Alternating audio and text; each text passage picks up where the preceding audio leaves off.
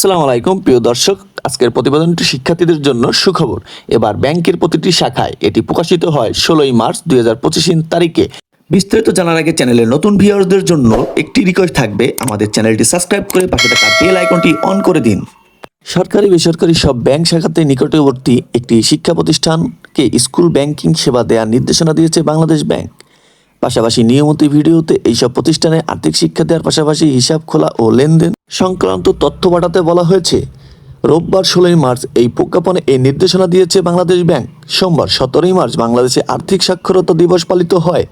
এর আগে কেন্দ্রীয় ব্যাংকের সিদ্ধান্ত নিল স্কুল ব্যাংকিং নীতিমালার আওতায় আর্থিক অন্তর্ভুক্তমূলক কর্মকাণ্ডে শিক্ষার্থীদের অধিকারত সম্পৃক্ত প্রসঙ্গে প্রজ্ঞাপনে বলা হয়েছে, শিক্ষার্থীদের বিভিন্ন আর্থিক সেবার সঙ্গে পরিচিতি করা এবং আর্থিক অন্তর্ভুক্তিমূলক কর্মকাণ্ডের অধিকার সম্পৃক্ততা নিশ্চিত করার লক্ষ্যে বাংলাদেশ ব্যাংক প্রতিটি ব্যাংকের শাখায় নিকটবর্তী শিক্ষা প্রতিষ্ঠানগুলোকে স্কুল ব্যাংকিং সেবার আওতায় আনার নীতি দিয়েছে।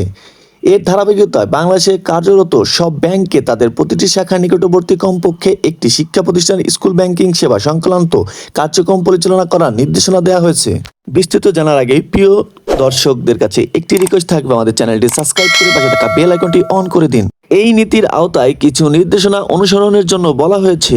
সেগুলো হলো, জেলা উপজেলা ইউনিয়ন পর্যায়ে কমপক্ষে একটি শিক্ষা প্রতিষ্ঠান নির্বাচন করে প্রতিটি ব্যাংকে নিকটবর্তী শাখার মাধ্যমে স্কুল ব্যাংকিং কার্যক্রম পরিচালনা করতে হবে। এতে শিক্ষার্থীরা সরাসরি সেই ব্যাংকের শাখা থেকে সব ধরনের ব্যাংকিং সেবা ও পরিষেবা গ্রহণ করার সুযোগ পাবে। শিক্ষা প্রতিষ্ঠান নির্বাচনের বিষয় ব্যাংকগুলো নিজেরা সিদ্ধান্ত নেবে, যেন এক শিক্ষা প্রতিষ্ঠানের সঙ্গে একাধিক ব্যাংক যুক্ত না হয়। হিসাব খোলা ও পরিচালনা, আর্থিক শিক্ষা এবং এই বিষয়ে ছাত্রছাত্রীদের সচেতনতা আর প্রযুক্তিগত দক্ষতা বৃদ্ধির লক্ষ্যে উদ্যোগ নিতে হবে। প্রজ্ঞাপনে আরও বলা হয়েছে, প্রতিটি জেলা উপজেলার স্কুল ব্যাংকিং সংক্রান্ত কার্যক্রমের বিষয় ব্যাংক শাখা বাংলাদেশ ব্যাংকের সংশ্লিষ্ট অফিসকে মাসিক ভিত্তিতে অবহিত করবে এবং প্রতিবেদন দেবে। স্কুল ব্যাংকিং কার্যক্রমে অগ্রগতি, ব্যাংক শাখা ও শিক্ষা প্রতিষ্ঠানের সংখ্যা, শিক্ষার্থী হিসাবের সংখ্যা, লেনদেনের পরিমাণ ও আর্থিক শিক্ষা কার্যক্রমের বিবরণ সহ সম্পর্কে কেন্দ্রীয় ব্যাংকে নিয়মিত তথ্য ভিত্তিতে জমা দিতে হবে। বাংলাদেশ ব্যাংকের কর্মকর্তারা জানিয়েছেন, দেশের 10,000-এরও বেশি ব্যাংক শাখা রয়েছে। শিক্ষা প্রতিষ্ঠানে আছে 4 লাখের বেশি। প্রাথমিক ভিত্তিতে একটি করে স্কুল নির্বাচন করে কাজ শুরু করা হবে। এতে আর্থিক শিক্ষা ধীরে ধীরে বাড়বে এবং টেকসই উন্নয়ন অভিষ্ট লক্ষ্য পূরণে তা সহায়তা করবে।